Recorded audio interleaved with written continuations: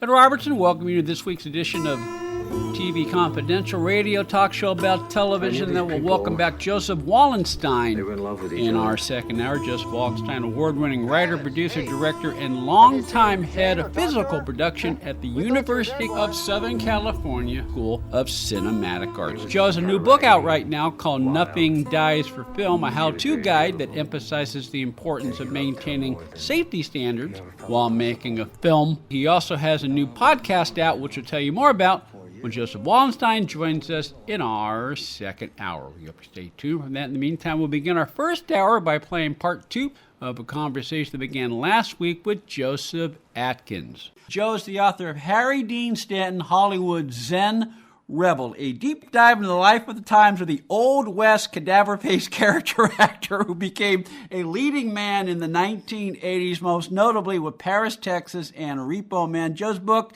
includes interviews with such Harry Dean Stanton contemporaries as Nehemiah Persoff, L.Q. Jones, Dabney Coleman, Ed Faulkner, director Monty Hellman, and Dennis Quaid, as well as many members of Harry Dean Stanton's family. Harry Dean Stanton, Hollywood Zen Rebel, available wherever books are sold through University Press of Kentucky and Amazon.com. Before we leave the subject of Repo Man and talking about I don't know whether it was creative tensions or personal tensions between Harry Dean and Alex Cox, but I was thinking about this, particularly when you talk about the many quotable lines that are still part of the film vernacular as a result of Repo Man. Right. One of which is a line that Bud, Harry Dean's character, says in the movie: "An ordinary man spends his life avoiding tense situations. A repo man spends his life getting into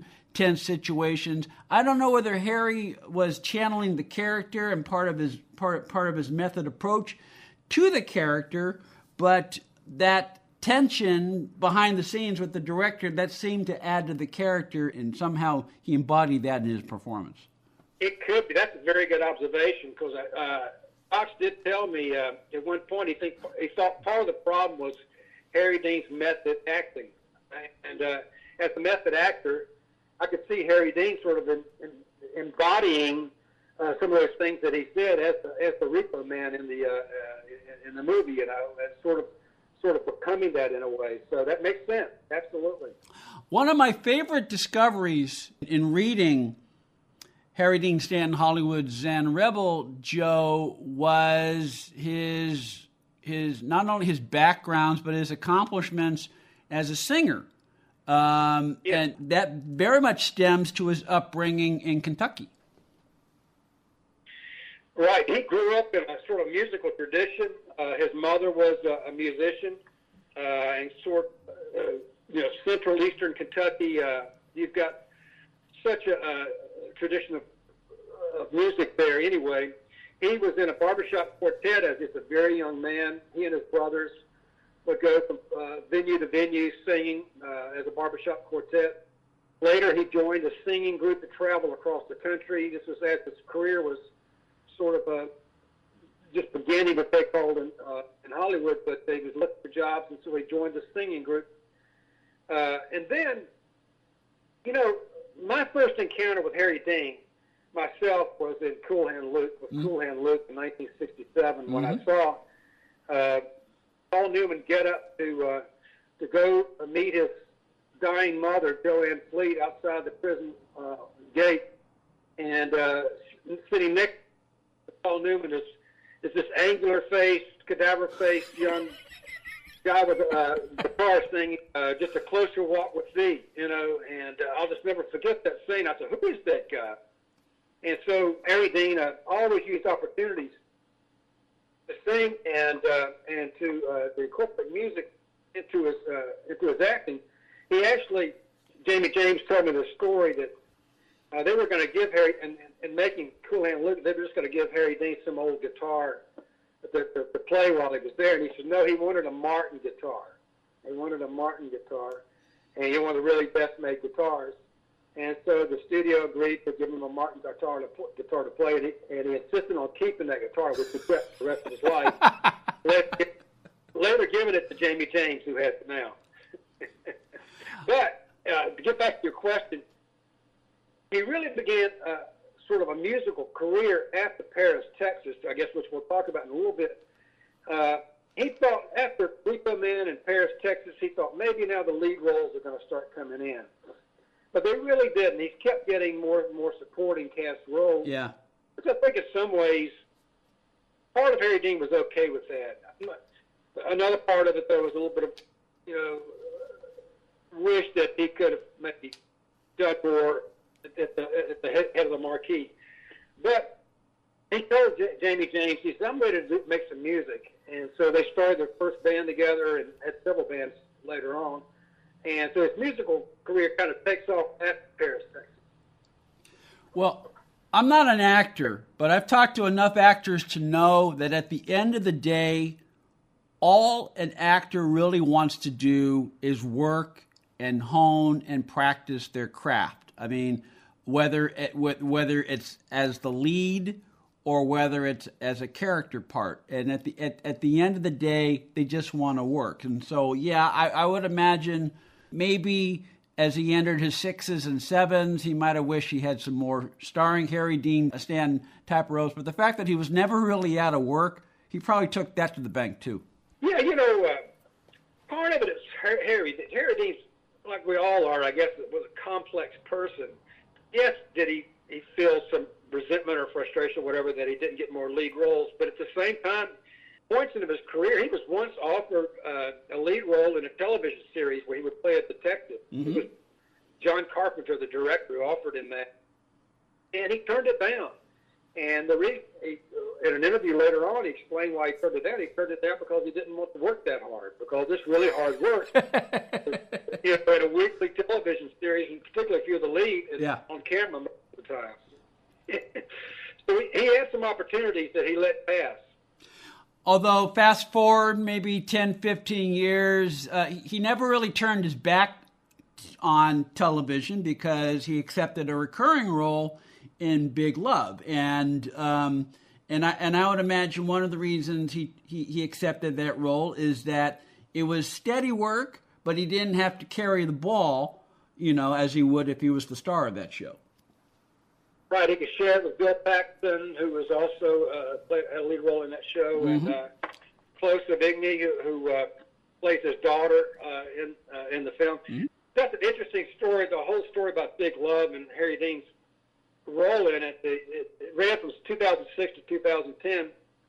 Harry Dean played Prophet Roman Grant, Harry Dean, who never married his whole life. He plays a character who has 11 wives, 31 children, and 187 grandchildren. And, of course, it's a Mormon family in Utah that practices polygamy. And Harry Dean is a sort of this guy who just controls the whole family and the whole community, and sort of like a little dictator. And here's an interesting story about that. He wore a wedding ring as Roman Grant in Big Love. He continued to wear the wedding ring for much of the rest of his life, in his private life as well. And you can see it. Sophie Huber, the documentary filmmaker, did a documentary on Harry Dean, and you can see him wearing that ring. And I asked about that. I said, what's Harry Dean doing wearing a wedding ring? He said, well, it's from Big Love. He just kept it. Harry Dean Stanton Hollywood Zen Rebel, available wherever books are sold through University Press of Kentucky and Amazon.com. Joseph B. Atkins is the author of Harry Dean Stanton Hollywood Zen Rebel. Stay with us, folks. We'll be right back. One more item. If you're starting a company, particularly one that is in an emerging market, you know that averting any sort of legal dispute is crucial to your business plan. Our friends at Tectonic Law offer an array of services that can help you avoid and preempt future litigation while also developing and protecting your intellectual property and intangible assets. Tectonic Law serves the needs of a host of emerging industries throughout California and beyond, including industrial designers, beverage makers, artists, farmers, retail stores, health practitioners, wellness experts, cosmetics manufacturers, nonprofit organizations, innovators in sustainable practices, and libraries. Go to tectoniclaw.com to learn more about how Tectonic Law can help your business thrive. TectonicLaw.com. Rock solid representation for groundbreaking industries. This portion of TV Confidential is brought to us by our friends at Front Porch Realty, the community of realtors in the Northern Bay area of California that is committed to finding the solution that is best for their clients. Whether you're a first-time home buyer or looking to sell or lease your property in Northern California, call Karen Strain at 415-886-7411 or visit frontporchrealtygroup.com for more information on how they can help you. Ed Robertson thanking you for listening to the TV Confidential podcast. If you like what you hear, please hit the subscribe button so that you won't miss our next episode. This is Lou Antonio. You're listening to TV Confidential. Ain't no green gonna keep my body down. Ain't no grave gonna hold my body down. How did the word Zen become associated with Harry Dean Stanton? Well, Harry Dean grew up in fundamentalist central East Kentucky, or more like East Kentucky, I guess. And his father became quite religious, and his brothers did too. And a lot of his family members around him, his mother not so much. But I think he felt a resentment against some of the fundamentalism he experienced as a young man. He talked about, or as a teenager, having to go to some sort of a revival or something at one time, and being in a line to meet the preacher, and the preacher just kind of waved him on and ignored him, and little experiences like that. So Harry Dean essentially becomes an atheist as he becomes an adult, young man. And when he's studying at the Pasadena Playhouse, he encounters a book by, I think, Ralph Waldo Emerson. And, of course, Emerson was into transcendentalism, which is somewhat similar. It's different, but similar views as Buddhism or Hinduism. And so he becomes interested in sort of those belief systems. And it picks up pace, particularly when he comes to Hollywood. Jack Nicholson, he and Jack Nicholson share some of those interests. And he begins to read Krishnamurti, the writer, on sort of Buddhism, Hinduism, and so forth. And Eckhart Tolle, who developed a philosophy of it's all about now. It's not yesterday. It's not tomorrow. You have to live in the now. And so that becomes kind of his modus operandi, I guess. And he becomes well known in Hollywood for dropping these little, Buddhist efforts. He says he was not a Buddhist, but there was a lot of sort of Buddhist elements to his thinking. And sort of, but like there is no individual. We're all part of sort of this greater humanity or whatever. And here's a little story. He lived on Mulholland Drive, one of the great sort of scenic drives in Hollywood. Mm-hmm. And his neighbors were Jack Nicholson and Marlon Brando, and he was good friends, of course, with Nicholson, but also Brando.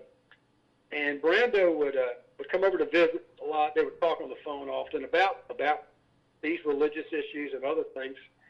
And Brando, part of the philosophy, part of what Harry Dean would say was like, I am nothing. I'm just basically part of the greater being or whatever.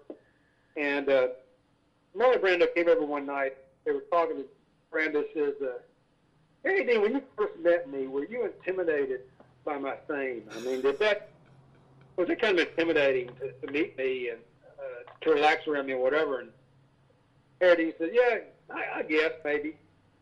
And then Marlon Brando said, well, what do you think of me now? And Harry Dean said, you are nothing.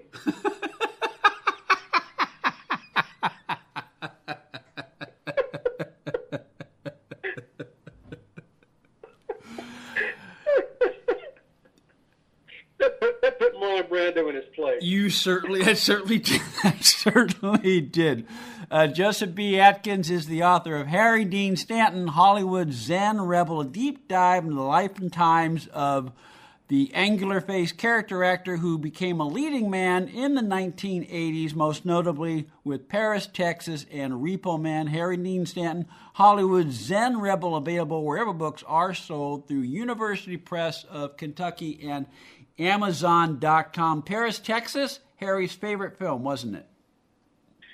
Absolutely, and here he got to really flex his acting skills and acting muscles. He, Wim Wenders, whom I got to interview as well, and I felt very fortunate to do that, talked about how, well, in my broader research to others I talked to about this film, that Wim Wenders was a little uncertain about Harry Dean at first, as whether, he loved Harry Dean as an actor, but and he held up through an entire film as a lead role, and this was a demanding lead role.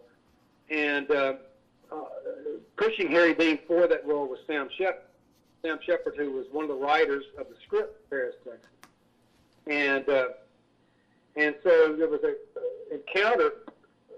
So they decide on, okay, let's try to get Harry Dean for this role. And it's a very iconic role. I mean, it's about this figure who walks for the first 30 minutes of the film. He has nothing to say. Travis Henderson is his name. He walks out of the desert into this little small village and gets treated by a doctor because of exposure and what have you to the elements. Later we find out he abandoned his wife and his child and to go on this sort of long search for himself and his own roots and so forth. It gets complicated, but it's a demanding role that at one point has a long monologue by Harry Dean when he finds his wife in a peep show in Fort Worth, Texas. I think it's Fort Worth, Texas. And it's demanding in that sense, too. But Sam Shepard encounters Harry Dean at a bar in Santa Fe, New Mexico. And there was a film festival there that they both attended, and they happened to spot each other at the bar. And so over a number of tequilas, they're talking, and Sam says, I've been talking to Wim Wenders, we want you for this role, and he describes the role in the film, and then Harry Dean says, well, why don't you play the role? And Sam says, it's too close to me. It's too personal. Anyway, Harry Dean is talked into it and really embraces it. And in some ways, he almost becomes Travis Henderson in some ways. Here again to the method acting and so forth. It's an amazing film that has so much American iconography about it. The West, the desert, the loneliness, the sort of fractured relationship, trying to sort of piece themselves back together again, and modernity versus the past, and yet it has a lot of European sensibilities too. You've got Wim Wenders, the German director, Aurora Clement, who plays Harry Dean's sister-in-law, who has a role later in the film because she and her husband, Harry Dean's brother, Dean Stockwell, raised the child that Harry Dean abandoned. Katja Kinski plays Harry Dean's wife. She's German. Robbie Mueller is the cinematographer. Amazing cinematography in that film. So there are a lot of sort of European sensibilities about it on top of this sort of American iconography. It's a fascinating film. It's my favorite Harry Dean film as well. It certainly was his, and he was very proud of that film after having made it. You just answered the next question I was going to ask you, which is, do you have a favorite Harry Dean Stanton film? Is there anything else about Harry Dean Stanton that you would like our listeners to know about that I have not already asked you, Joe? When I started research on this book, Harry Dean was still alive, but he was very, very, very sick, and his family and friends sort of circled the wagons around him. And I was getting worried because people were not returning my phone calls. I had a hard time getting through to people, getting people to comment. And but I did. There were a couple good connections, and who did open up to me. And Jim Huggins Jr., retired FBI agent, Harry Dean's cousin, who lived in L.A. and was very close to Harry Dean, and was with him during his last months. I asked him, I said, Tim, does Harry Dean know that there's this guy out there writing, his biography?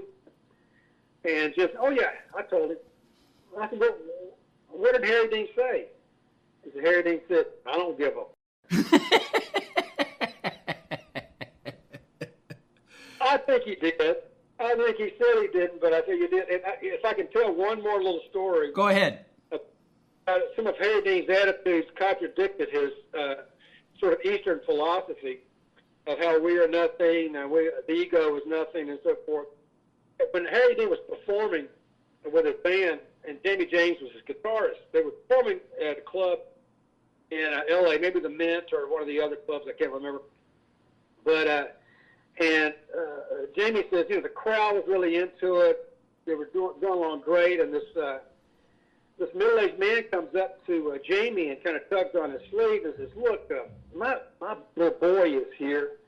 And I was a young man, I guess. He said, my boy is here and plays just a wonderful harmonica. He would love to play on one of your songs. Would you think Harry Dean would let him? And Jamie said, well, let me check. So Jamie checked for Harry Dean. Harry Dean said, yeah, why not? So the little kid gets up on the stage and just blows the crowd away, playing a harmonica like Sonny Boy Williamson or something, and it's really great. The crowd is really ecstatic, applauding. The kid goes sit back down again. A set later, or whatever, several songs later, the father goes back up to Jamie and says, do you think Harry Dean would let him play one more song? And he said, let me check. So, Jamie goes up to Harry Dean and says, Harry Dean, the little boy wants to play another song. Harry Dean says, to hell with it.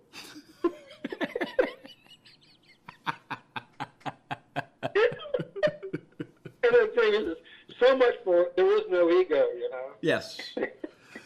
But, well, you capture the many, there are many contradictions to all of us as people. That's part of one of the definitions of being human. You capture all of the contradictions of Harry Dean Stanton's. You unpeel some of the enigma of Harry Dean Stanton, and you take a deep dive into all of his movies and share comments and memories from many of the people who worked with him. Harry Dean Stanton, Hollywood Zen Rebel by Joseph B. Atkins, available wherever books are sold through University Press of Kentucky and Amazon.com. Joe, thank you so much for joining us. I had a good time talking to you. We'll figure out a way. Maybe we'll do a segment on character actors. We'll invite you back on our program. We'll talk about character actors.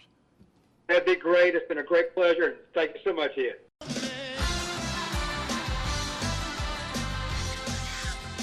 We have about a minute left this segment, enough time to tell you that if you're a fan of Prince or know someone who is, a rare, newly remastered release of Prince's iconic 1987 concert film, Sign of the Times, hits IMAX theaters nationwide for 1 week only, beginning Friday, August 29th. Widely celebrated for capturing Prince at his creative peak, Sign of the Times blends electrifying concert footage with cinematic storytelling, powerful visuals, and genre-defining sound to deliver a cinematic experience worthy of his genius. It was, and still is, truly the next best thing to seeing Prince live. Only now it's enhanced in the most epic format available. Prince, Sign of the Times, Prince, Sign of the Times, playing in IMAX theaters nationwide for 1 week only, beginning Friday, August 29th.